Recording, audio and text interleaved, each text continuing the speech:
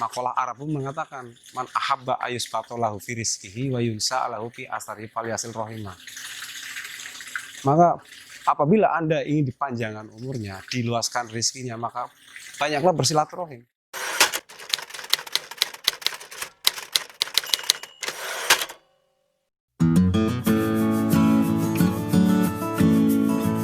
Saya Suharno, alamat Desa Laren, Kecamatan Bumayu, Kabupaten Brebes. Kenapa saya bisa membuka pemancingan? Karena saya jujur, setelah saya terkena PHK, itu saya alhamdulillah mendapatkan sedikit pesangon lah. Yang akhirnya apabila kita dialokasikan ke modal sehingga bisa membuat sebuah usaha, maka itu akan berkelanjutan. Berawal tanah ini hampir nggak laku, artinya dengan harga yang sangat murah. Setelah pemancingan ini jadi, selang waktu setengah tahun, yang sebelah sana jadi 40 juta. Bahkan tanah yang seluas kalau nggak salah itu seperempat hektar, yang pasaran paling 400 juta, ini setengahnya dibayar setengah M oleh pemerintah. Karena apa? Ya, karena kondisi pemancingan yang bisa merubah situasi dan kondisi sehingga bisa menaikkan nominal tanah, harga tanah. Saya itu sebetulnya nggak bisa mancing dan nggak suka mancing, karena jujur saya katakan dulu kan saya di sini katakanlah pernah memegang Karang Taruna, juga kebetulan pernah jadi RT di sini. Sehingga saya itu akan sangat senang apabila mereka itu bisa tercuri waktunya sehingga untuk melakukan sebuah kegiatan daripada hal-hal yang sifatnya nanti negatif. Maka kami coba membuat sebuah pemancingan artinya untuk hiburan. Ya kalau anak muda kan misalkan malam minggu takut, yang saya takutkan pergi kemana, kemudian bergaulan, minum dan sebagainya, kan itu kan sangat berbahaya sekali. Maka kami mencuri waktu mereka agar positif. Berhiburlah di sini. Yuk kita tuangkan apa istilahnya pikiran penat kita, ya kan, fresh lagi di sini. Mancing itu malam Jumat dan malam Senin. Nah, aturan main adalah yang pertama itu waktu. Waktu itu dibatasi 1 jam. 1 jam, apabila 1 jam itu target maupun sasaran itu tidak kena, maka ditambah 1 jam. Apabila 1 jam kemudian tidak kena sasaran lagi, maka diundi. Artinya bahwa para pemancing itu dengan pendaftaran yang istilahnya 3 season tuh ya, misalkan 2, 3, 2 atau 20, 30, 20. Itu 20 itu dikali dari peserta. Dikali peserta, kemudian berapa persenkah yang untuk belikan? Karena saya jual ikan. Apabila misalkan ada uang misalkan 600, belikan 200 ya, sisanya untuk hadiah itu, dan paling diambil sedikit untuk wasit sebagai bentuk kompensasi lah untuk beli rokok dan sebagainya, upah lah. Itu misalkan batas waktu 1 jam kemudian habis, ada yang kena cuma 1, berarti juara tunggal. Yang 400 berarti untuk juara 1. Tapi apabila ada 2, berarti misalkan kita kesepakatannya berapa, juara pertama misalkan 200, juara kedua misalkan 100, juara 3 50, yang 50 misalkan untuk door prize rokok, juara harapan untuk 2 orang, seperti itu. Kemudian kalau bawal itu kemarin sistemnya mereka itu beli ke saya, misalkan 10 orang, 1 orang dijatah setengah kilo. Kalau 10 orang berarti 5 kilo dicemplungin, kemudian dipancing lagi. Itu bebas waktunya, tidak ada batas waktu. Ya lucu, kadang-kadang saya juga berpikir, ayo orang gila, beli ikan dicemplungin lagi, kemudian dipancing lagi. Akan tetapi di situ kan kita nggak boleh memikirkan secara subjektif. Mereka punya pikiran berbeda kok. Dengan melakukan hal yang seperti itu, maka akan muncul semangat bekerja, akan terinspirasi lagi hal yang lain yang positif. Tapi kan makanya kita berpikir selalu objektif. Jangan memikir orang lain harus sepemikiran saya. Mereka berpikir punya dasar, punya tujuan lain. Mungkin positif negatifnya ya mungkin ada, tapi kalau dilakukan secara transparan ya saya rasa mengarah ke positif. Itu kemudian di bawah saung itu adalah sebagai apa istilahnya tempat untuk sampingan, artinya membesarkan jair menjair. Dan samping sebelah kanan saung itu adalah bawal. Jadi apabila ada orang yang senang mancing, aduh capek nih saya nggak dapat, Saya kepengen yang praktis saja, saya serok, saya kilo. Dan kami pun siap melayani. Mau sistem bakar, goreng, kalau bakar saya iris model bakar, kalau goreng saya iris model goreng. Itu salah satu tambahan promosional untuk pelayanan. Kalau kita berpikir yang luas, segala sesuatu, bidang usaha adalah bagaimana caranya kita bisa mengumpulkan orang. Maka kumpulan orang adalah sebuah potensi untuk mendorong usaha kita.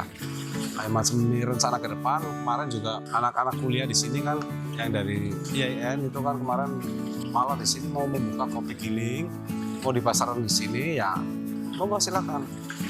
Karena apa? Ya kalian semua tuh mencari customer gampang sekali. Ketika ada malam memancingan lemburan, ya promosikan. Tidak usah kita mencari customer. Dan itu namanya kalau dalam bahasanya simbiosis mutualisme. Dengan kopi Anda laku, ya akhirnya banyak dia mengajak peminat bukan hanya pemancing tapi hobi ngopi bisa datang lagi. Kebetulan saya sudah siapkan beberapa paket. Kami selalu mempersiapkan ya sekitar ada 5 paket. Apabila datang ke sini anak istri walaupun tidak hobi mancing kadang suka iseng, anaknya Pak mancing, oh silakan. Udah kami siapkan. Ada dua tempat, yang satu lele, satu bawal. Kalau untuk pemula, anak kecil kan begitu mancing, dapat kan girangnya minta ampun. Wah, pokoknya bisa diceritain lah ke sana-sana. Maka kami arahin ke bawal. Dan saya jamin, siapapun yang mancing, walaupun tidak terbiasa mancing, pasti saya jamin dapat. Ada yang dulu dari Jakarta sampai 1 minggu tuh nongkrong di situ. Pagi sampai maghrib nggak pulang sampai tidur di situ. Saya kasih makan lah dan sebagainya. Saking asiknya katanya di Jakarta tuh nggak ada yang seperti ini. Kalau sirkulasi air yang saya pelajari ya hampir 1 tahun ini, ketika air mengalir menyuplai, kemudian ada yang membuang, berarti air itu bersih. Nah, air itu akan selalu bersih, cuman yang namanya kadang-kadang binatang itu kan ada ya kotoran lah, kayak macam lumpur, kemudian lumut itu secara rutinitas itu saya hampir sebulan sekali saya bersihkan, kemudian lumpur-lumpur saya tarik, saya buang, saya isi lagi. Dalam memperkenalkan usaha kami itu ya terutama kami harus punya orang percaya. Yang pertama adalah orang yang benar-benar hobi mancing, terus di dunia pemancingan mereka punya pamor, punya pengaruh. Itu yang selama ini saya ajarkan, trik orang itu saya pegang, sehingga bisa mengajak otomatis, bisa mengajak teman-teman yang lain. Seperti kemarin saya sengaja penutupan bawal itu saya mengadakan lomba, sehingga mereka banyak yang datang lah. Saya rangkul orang yang punya pengaruh, saya rangkul, saya lobby. Akhirnya ya itu adalah salah satu pendukung kami. Bisa mengumpulkan, katakanlah kita punya 5 orang, 1 orang bisa memegang 5 orang, jadi 25 orang otomatis. Sukanya itu saya itu punya kesibukan, jadi tidak pernah diam. Artinya seneng gitu loh, seneng. Kemudian banyak teman yang pada datang, yang di rumah atau saya di rumah, kemudian pada datang, pada kumpul, kita ngobrol, sharing, dapat masukan. Silaturahim membawa rezeki memang betul, karena makalah Arab pun mengatakan man ahabba ayusqatallahu fi rizqihi wa yunsa'alahu fi asari falyasil rahimah. Maka apabila Anda ingin dipanjangkan umurnya, diluaskan rezekinya, maka banyaklah bersilaturahim. Yaitu hikmahnya seperti itu. Yang nggak kenal jadi kenal, yang nggak akrab jadi akrab. Ketika kita punya usaha, awalnya dengan rasa nggak enak, si A punya usaha, kita nggak datang nggak enak. Awalnya seperti itu nggak enak, lama-lama setelah mencicipi kualitas rasa, akhirnya dengan sendirinya ketagihan. Dukanya ya jujur, setelah saya terjun ke dunia pemancingan, maka ya seperti inilah, jadi kayak orang tani, dari hitam, dekil dan sebagainya. Tapi saya tetap fokus, yang penting usaha, yang penting mancing. Kita pantang menyerah dan tidak akan melihat kondisi kayak apa, yang penting sehat, rezeki ada. Manusia itu hidup harus berimprovisasi, berinovatif. Artinya apa? Melihat perkembangan zaman yang ada.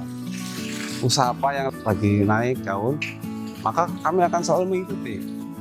Usaha itu dalam situasi kondisi yang semacam ini itu jarang yang sifatnya itu permanen.